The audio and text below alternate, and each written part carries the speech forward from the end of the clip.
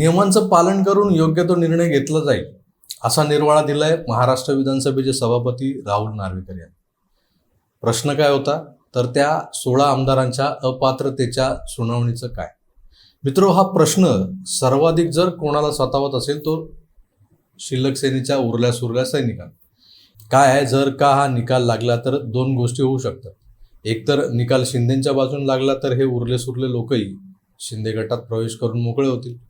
कारण एकनाथ शिंदे जो दावा करत होते सुरुवातीपासून की खरी शिवसेना आमचीच, त्यावर एक प्रकारे शिक्कामोर्तब होईल. पण समजा हा निकाल शिंदेच्या विरोधात गेला तर काय. मित्रांनो, हाच खरा कळीचा मुद्दा आहे. जर का अपात्रतेचा मुद्दा निकाली काढताना या 16 आमदारांना निलंबित करावं लागलं तर महाराष्ट्राच्या राजकारणाची सारीच गणितं पुढे बदलू शकतात. अलीकडेच फुटलेल्या राष्ट्रवादीतले 9 आमदार ज्यांनी अजितदादांसोबत शपथ घेतली, त्यांच्यावरही अशाच प्रकारची कारवाई होऊ शकते का? तशी शक्यता आहे का? तर या सगळ्या मुद्द्यांवर आपण आज थोडक्यात नजर टाकूया. नमस्कार, मी प्रभाकर सूर्यवंशी आणि आपण पाहतात आकार DG9.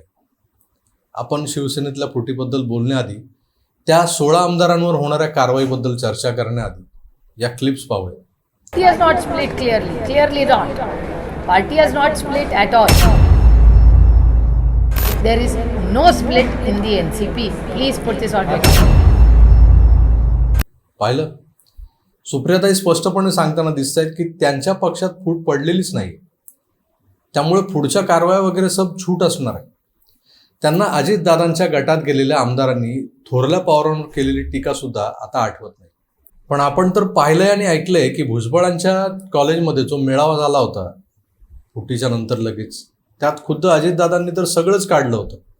भुजबळांनी त्या स्टेजवरून टीका केली होती. तुम्ही म्हणता टीका केली कसली? भुजबळांनी पवारांवरती टीका केली होती. अनेकदा अजित पवारांना अपमान सहन करावा लागला, मागं राहावं लागलं, आम्हाला भूमिका बदलाव्या लागल्या.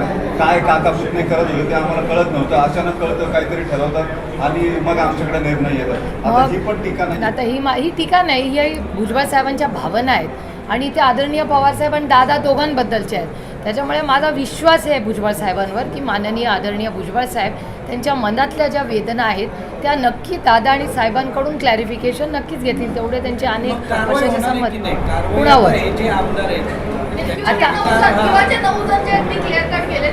त्याच्यावर माननीय जयंतराव पाटील हे स्पीकरशी बोलून घेतले, भेटलेलेच आहेत. त्याच्यामुळे प्रोसेस हॅज बीन फॉलोड. पण तरीही सुप्रियाताई म्हणतायत ना, NCP has not split clearly at all. Party has not split clearly not. Party has not split at all. There is no split in the NCP. Please put this on record. मित्रो, हे पळवाट आहे. आपण ज्या थिअरीनुसार चाललोय ना, Pawar with Pawar, त्या थिअरीला बळकटी देणाऱ्या या घटना आहेत, ही विधान आहेत. NCP फुटलेली नाहीये हे सुप्रियाताईंनी सांगायला कशाला पाहिजे. अख्खा महाराष्ट्र जाणतोय की NCP फुटलेली नाही. ते फक्त 2024ची तयारी करतायत आणि त्यांनी कुबड्या घेतल्यात भारतीय जनता पक्ष आणि शिवसेना युतीच्या या सरकारच्या.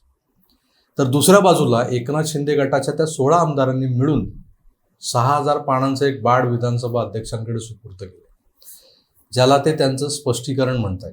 आता हे 6000 पानांचं स्पष्टीकरण राहुल नार्वेकरांना वाचायलाच हवं, कारण त्यात म्हणे शिंदेंनी सबळ पुराव्यांसह मांडलंय की आमचाही पक्ष फुटलेला नाही, तर आमचाच गट हीच खरी शिवसेना आहे.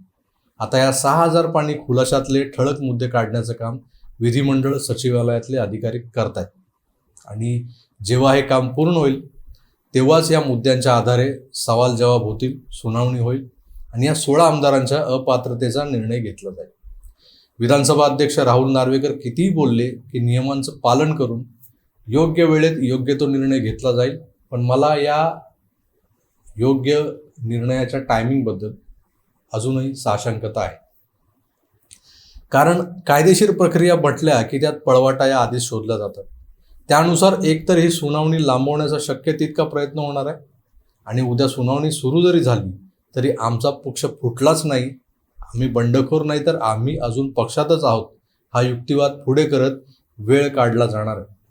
त्यासाठी शिंदे गटाला निवडणूक आयोगाच्या निकालाचं पाठबळ लाभू शकतं. जर ते पक्ष फुटलाच नाही असं म्हणत असेल तर पेच वाढू शकतो. याचा अंदाज आलेल्या सुप्रियाताईंनीही आता सावध प्रतिक्रिया द्यायला सुरुवात केली आहे. त्यांचा विषय खरं तर घरगुती आहे, तो कधीही कुठल्याही क्षणी संपवला जाऊ शकतो.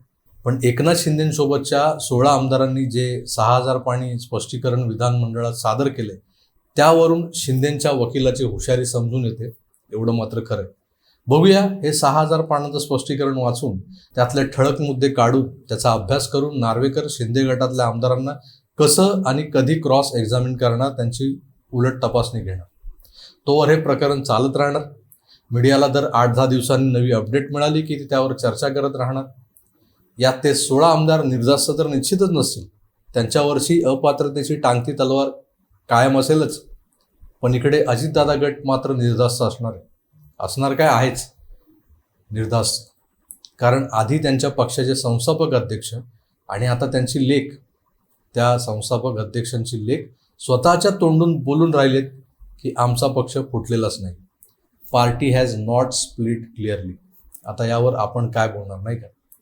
तुर्तास या सगळ्या जांगड गुत्त्याची गंमत आपण अनुभवूया, तटस्थ म्हणून अनुभवूया आणि वाट पाहूयात 6,000 पानं वाचून होण्याची. तुर्तास इथेच थांबतो. पुन्हा भेटूच. तोवर आपली काळजी घ्या आणि पाहत राहा ARD 9.